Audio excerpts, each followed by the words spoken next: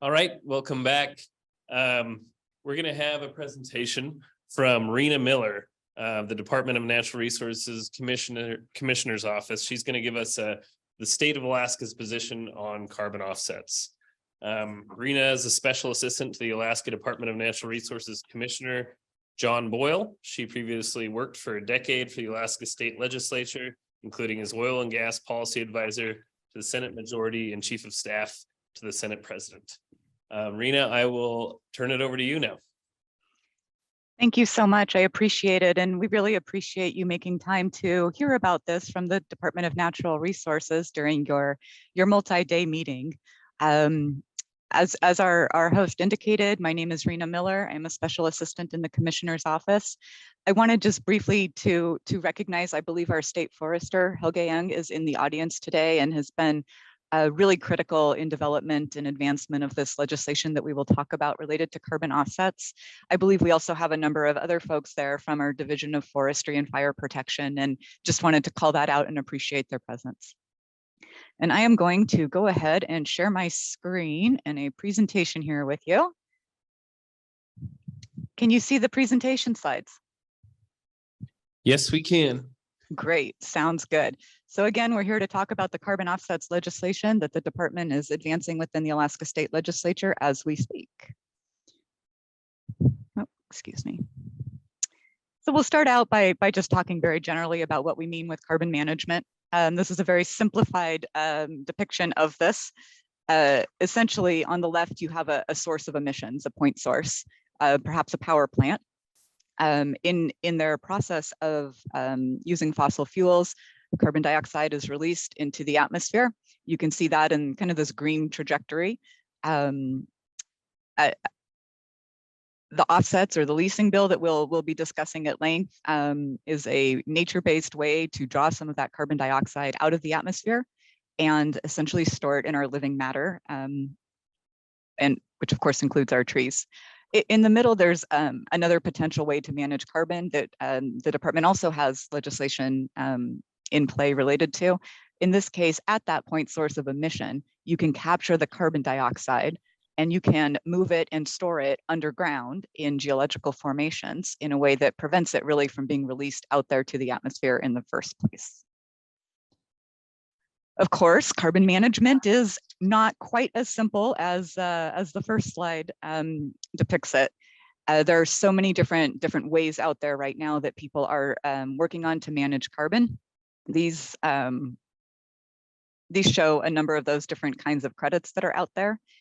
For the state right now, we're really focused on the forestry and land use types of credits. Those are kind of the purple range from about 9 o'clock to 11 o'clock on this slide. Under part of the bill where we contemplate the ability of third parties to lease state land for their own kind of carbon projects, we go a little bit beyond that and potentially are looking at things like grassland management. We'll see what happens here in Alaska. So the state really sees an opportunity here. There is a market for carbon offsets, and it's certainly growing. Shell and its partner BCG, a consulting group, pulled together a really interesting report about the voluntary carbon market. On the left hand of the slide, you kind of have two different columns, one related to the compliance market, which is people that buy credits because they are required to meet cap and trade requirements in whatever jurisdiction they operate in. And then you also have some column there related to the voluntary carbon market. And this is the instance in which someone voluntarily purchases carbon offsets to meet internal emission reduction or net zero type goals.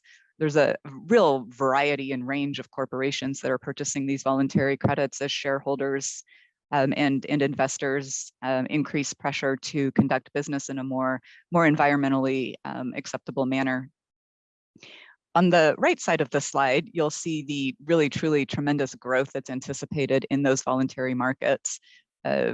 Assuming this 5 times growth by 2030, which is really only a few years away, they're anticipating a market size of 10 to 40 billion in value, excuse me.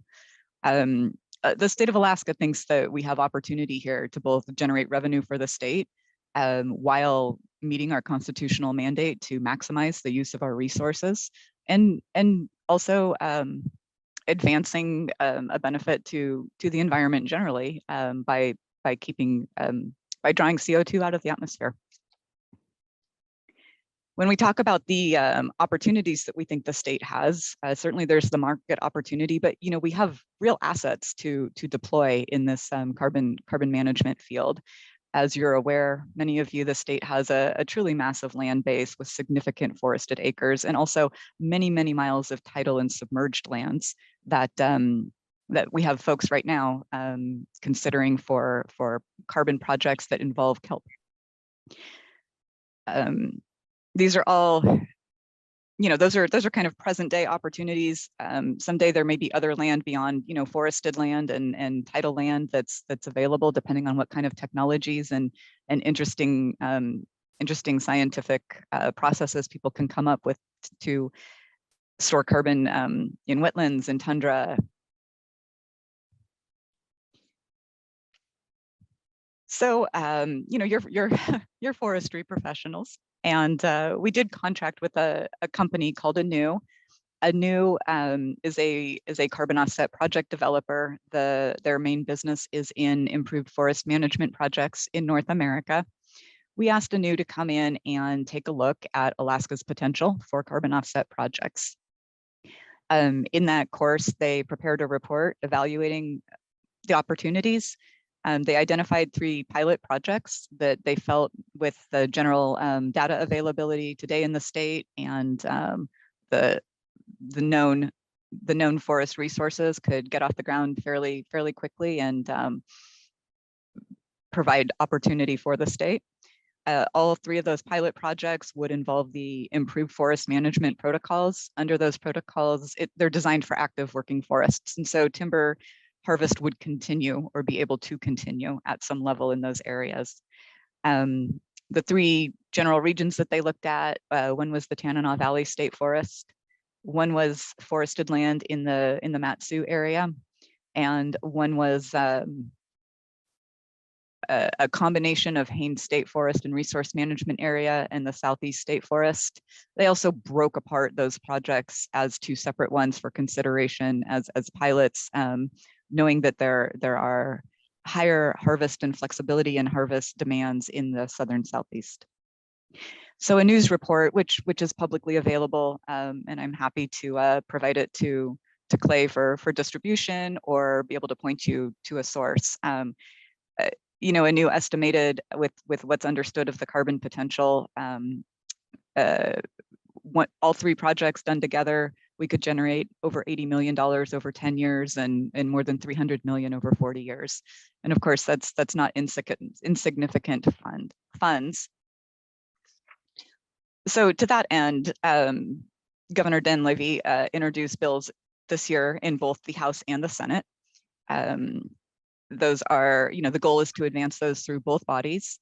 As is typical of the legislative process, those bills were referred to committees, both the Resources and Finance committees in both the House and Senate, for their consideration. Right now, House Bill 49 has passed the House Resources Committee, and it is being considered by the House Finance Committee. We have had multiple hearings, and hopefully can move that out to a full floor vote here in the next week or 2. Senate Bill 48 is being considered by the Senate Resources Committee. We have the chair has voiced their intention to take up amendments and move that out of committee tomorrow, and it then goes to the Senate Finance Committee. Ultimately, both bodies have to pass a bill for it to become law, and there is only about, as I look at my calendar here, 3 weeks left to go in this legislative session. We are still hopeful that we will be able to move these across the finish line, but we can track the bills and the legislative process online at akledge.gov. It's a pretty user-friendly website, and if you want to look at that Anew report or see some of the presentations, listen to some of the testimony, I really encourage you to take a look at that. So we were asked to kind of talk a little bit about what that legislation would do in a really broad level. The bills charge DNR, the Department of Natural Resources, with standing up these frameworks, one for a leasing program, one for a state-sponsored projects program, to take advantage of carbon offset opportunities. Those opportunities need to align with our resource and land issue interests and responsibilities. For example, the bill requires that generally allowed uses and public access are things that need to remain in place, even with a carbon project on top of that land. And also, for example, both the Constitution and statute in our state forests require management of those resources in a way that provides timber for productive use. The legislation, again, would provide the opportunity to do projects both on state land and kind of those shorelines and tidal lands out to 3 miles. The bill caps the amount of time that we can do a project at 55 years, and that kind of protects existing land use, gives us a pause at a certain point to stop and evaluate if these projects remain in the best interest of the state and kind of the highest use of that land. We'll talk a little bit about the registries that govern the methodologies of these projects. One of the 4 main North American forestry type registries that we're interested in using for some of these projects requires a 40-year commitment. So the project term cap, I think, in the legislation would work well under those project scenarios. We can talk a little bit about what we see happening if the bill passes, right? Again, we have the opportunity to lease land to third parties for them to do their carbon management purpose. And in that instance, we're really looking at niche projects like potentially a kelp farm where you grow kelp part for human consumption and part for pulling carbon from the atmosphere and sequestering it in that kelp, kind of some niche things. There's also the potential for someone with capital to place wants to come in and replant land that's burned and grow new trees. That capital sits on that land and those growing trees for a couple decades while the trees grow big enough to actually store sufficient carbon to generate credits. But that's maybe an example of why we might do a lease. The other part of the bill basically puts the state owning and taking charge of a project. In that instance, the project proponent, as depicted on the slide, is the state of Alaska Department of Natural Resources. We would work with project development companies. There's a variety of them that engage in either the full process of one of these projects or pieces of those processes to kind of develop a project. There's the need, of course, to start out with a feasibility study of your concept, to work into a forest inventory, to run some computer modeling, and then to kind of paper out your project in alignment with the rules or the methodologies that these registries provide. So the registries are these nonprofit quality control entities, and what they're really doing is providing the methodologies that you can do a project through. And if your project meets with that and sequesters the carbon that you are saying that it does, then they generate credits to your project, 1 credit, 1 ton of CO2 equivalent. And then the project is able to then monetize those credits by selling them to interested buyers. Again, in the voluntary context, companies with voluntary emission reduction targets. These registries play, I think, a really important role. Buyers that are applying these credits against their emission ledger want to know that they can do so in a way that is real, that they won't get accused of greenwashing. They want to know that the projects that they're buying credits from generally did what they said they would do, that that's been verified by third parties, and that they have integrity. And so these scientifically based project protocols that the registry provides really are crucial.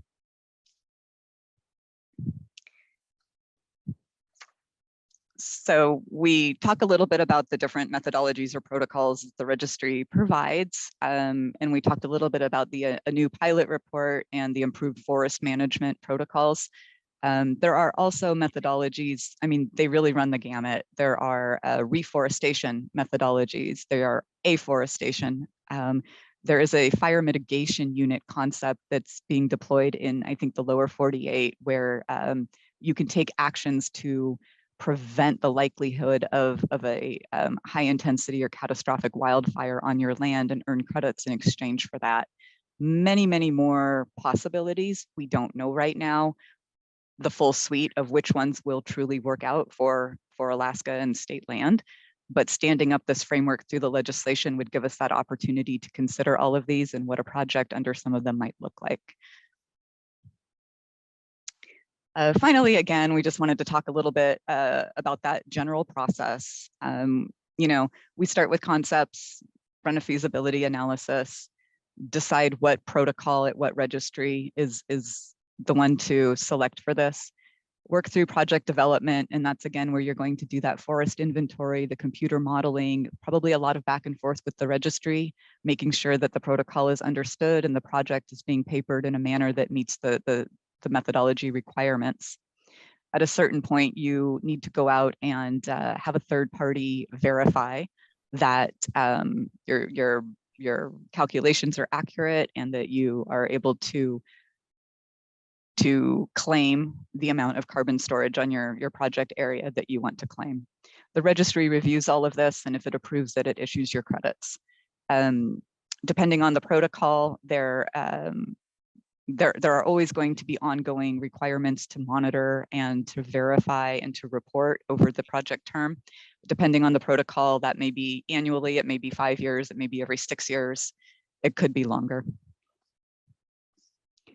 And so that's really, I think, my broad overview here. I would be more than happy to take questions if you have them.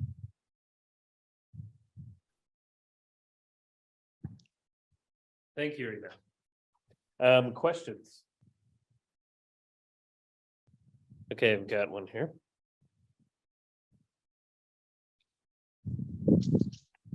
Yeah, I was just wondering if you could maybe expand a little bit on what improved forest management protocols maybe means or includes, or yeah, just maybe a little more about what that would entail, or yeah.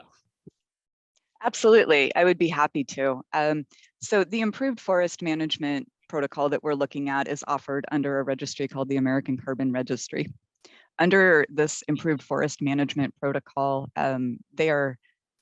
it is based on the concept that you have a working forest with timber harvest and that you are in fact continuing some level of harvest under the carbon project.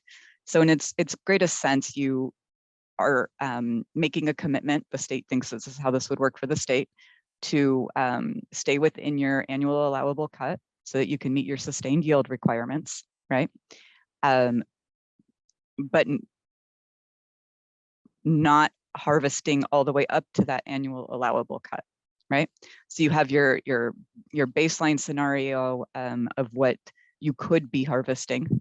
Providing your harvest is less than that amount, you have a delta, and that delta is what you can generate credits from. On most of our state forests, we are not currently harvesting close to our annual allowable cut. I think that actually our state forester has put this in a really good terminology, if you will. And that's that we're essentially turning practice into a binding commitment not to increase the levels of harvest in a significant way over the project term. The state of Michigan has one public land project that is currently generating credits. In that instance, they truly did not change anything about their management. It simply is that they are making that commitment not to go up to their annual allowable cut. And that does generate credits for a project. There would be a decent amount of flexibility within that project area. You can have a harvest in this small area and in this area and in this area over time, as long as cumulatively on your project, you are always growing more than you are harvesting, so that the carbon storage doesn't kind of dip below this baseline that you set up in the protocol. Does that help? Yes, thank you. Yes. Absolutely. Got another question? Sure. Has there been much talk about putting more energy, time, money into fire management? Well, thank you for the question. I think if it was up to our division of forestry and fire protection, a significant amount of additional energy and money would be going into fire management. Yes. that is not something that is kind of falling underneath the carbon bill. I don't have an answer as to exactly what outside of the bill the legislative process is looking at committing to fire management beyond the status quo. If Helge is in the room, he may actually have a very current assessment of that.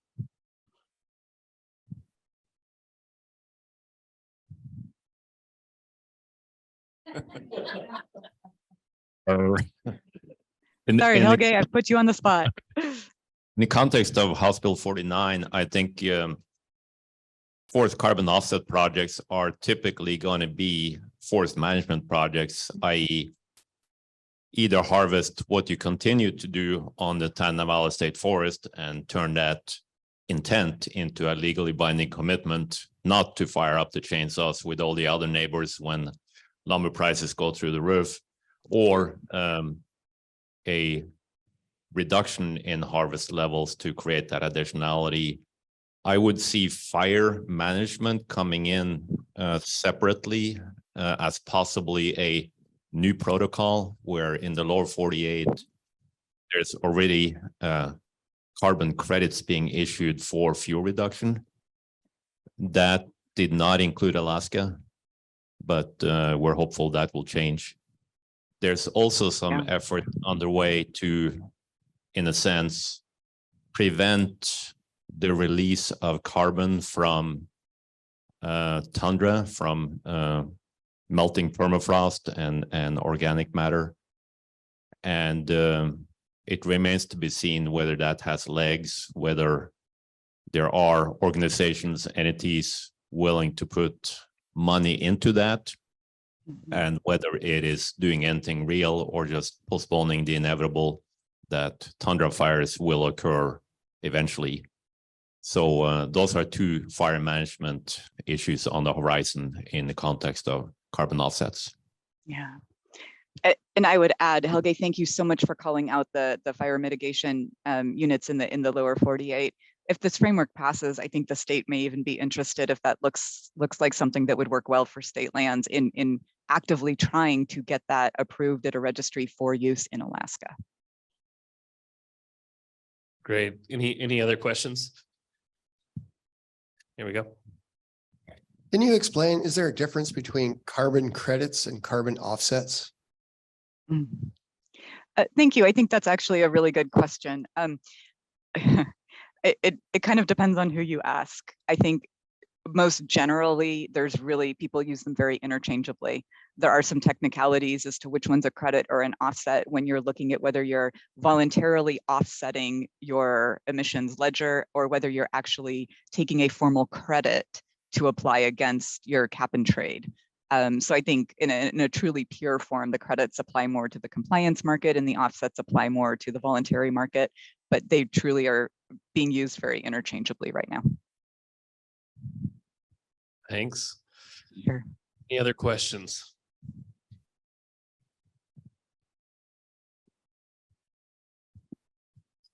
So I guess with two bills before the legislature, you're trying to sell this concept to the legislature, and I wonder how that's being received. By the way, this concept isn't all that new, because back in the early 2000s, a fellow by the name of Harry Bader, who was an attorney who worked for the university for quite a while, but was involved as the northern manager for lands and water, at the time tried to sell that concept to the legislature, and they weren't buying it at the time. I'm not sure that they understood it, and I wonder if that's changed. I know that it's developed within the United States and I think even worldwide, but you still have to sell it to the legislature. What's the prospects of that happening, if you can? No, I appreciate the question, and I think it's a really interesting one. You're right. So thank you. I didn't realize that Mr. Bader had actually proposed it to the legislature back around the early 2000s, but certainly landowners have been doing projects for quite a while. I think some of our own Alaska Native corporations have been engaged in this for decent number of years now. I do think it's come a long way. You know, you look at some of the international treaties and conversations. You look at some of those, even in the United States. There's, I think, been a long, I think, as you know, there's a natural evolution to some of these concepts and whatnot. And it seems too that we also, my personal thought is that, you know, it's easier to get our heads around it sometimes when there is, we understand that there's actually a demand for it, right? Corporations, L'Oreal, Disney, JP Morgan, so many different kinds of corporations are buying these and want to potentially even purchase more. It becomes very tangible, I think, when that starts happening. Within the legislature, yeah, there's a lot of different viewpoints. I think some folks are really focused on how this might generate revenue for the state. Some folks are still a little bit incredulous, I think, that someone would be willing to pay us to kind of keep harvesting and not just thoroughly lock up land. I think there's other ones that feel that the potential environmental benefit is a really strong motivator to maybe their perspective on the bill. So it is an interesting one, is that there's so many different perspectives, which is a really neat thing about the legislative process as a whole. I do think that there is an opportunity to advance, you know, a bill through both bodies this session. Of course, that just depends on so many factors, though. Thank you. Any other questions? Yep, we got another one. I guess I'll make a comment. I sit on the Canada Valley State Forest Citizens Advisory Committee. Good. In our meeting last week, the industry side within the Canada Valley State Forest certainly wasn't all on board with this program. Okay. Industry in interior Alaska pretty much supports interior Alaska, either firewood or domestic wood use and house logs. So there was quite a bit of discussion on the Citizen Advisory Committee that this bill, whatever level of harvest set at, even though we realize we don't hit annual allowable cut, would restrict the industry from future growth. And I think that's a real concern. And, you know, we need to vet this through the community, the timber industry that would affect in these rural areas. I very much appreciate that concern. We have been engaged with the Alaska Forestry Association in an ongoing dialogue, trying to build greater understanding of what carbon offset projects might look like, and hear their concerns or thoughts and try to address those. So we are working with folks, and I'm so glad that your Tanana Valley Citizens Advisory Council was able to actually discuss this. I think that's tremendous. Thank you for having Helge there to talk about it. Local communities' input on a specific project is going to be very, very important to DNR. One of the provisions in the bill requires an actual best interest finding, including public notice, including public input and comment, in order to undertake a project anywhere. And that's one way that we would be actively soliciting the most current input from any given community when we have an actual project to kind of put before them and take that input on. The administration wants very much to grow the timber industry in Alaska. It's been actually really neat to see the potential that the administration and my commissioners see in that timber industry. I know that they are actively working with Helge and with others to try and consider what suite of tools could be deployed that would in fact build that industry and support that need.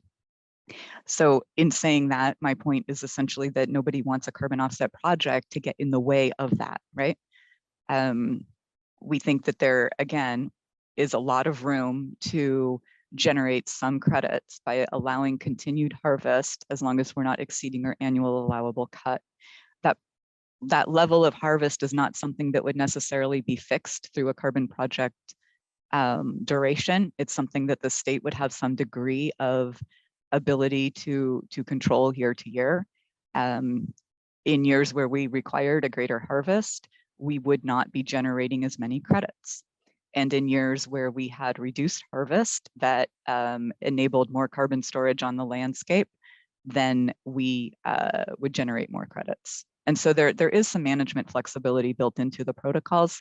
And I think those are things that both the state and local communities will want to really carefully evaluate when an actual project's put before them. Thank you. Absolutely. Okay, yeah, I see there's a question online. Do you have a microphone online? Yes, I do. This is Doug Hansen. Oh, great. Yeah, my question was the business as usual question, which I think has come up in the past, where if we just continue to harvest at our current level, which is in most areas, maybe other than southern southeast, below the allowable harvest, are we actually sequestering additional carbon that otherwise wouldn't just be happening naturally? Yeah. Doug, thank you so much for that question. Under these protocols, yes. And here's why. The state has the ability to increase that harvest and is choosing not to, right? And in that choosing not to, we're not allowing the maximum. And in that space is where we can generate credits. And I feel like candidly, like there has been media criticism of projects, the improved forest management projects in other areas because of that question. Are we truly changing things? But we are changing things from what our maximum could be, other factors given. Thank you. Yes, sir. Okay, we've got another question. Sure. I think my question's pretty simple. I've read through the draft legislation, and I believe, if I understand it right, it just explicitly authorizes the state to do carbon credits, but it doesn't necessarily direct the state to develop projects. It just puts it on the table as an option. Is that correct, the way I read that? That is correct. Yes. What it really requires is that we stand up a framework for which we can go forward with these if we so choose to. And of course we intend to, but we'd like to see what these projects might look like and really understand them better, take that public input, right? Work it through the process and make good decisions that are in the best interest of the state. Thank you. Any more questions? It looks like we're tapped out, but thanks for joining us. That was great, Rena. Yeah, thank you so much for the opportunity. We really appreciate it. And I can't tell you how much I appreciate a group that's so informed. Thank you. Thank you. Bye now.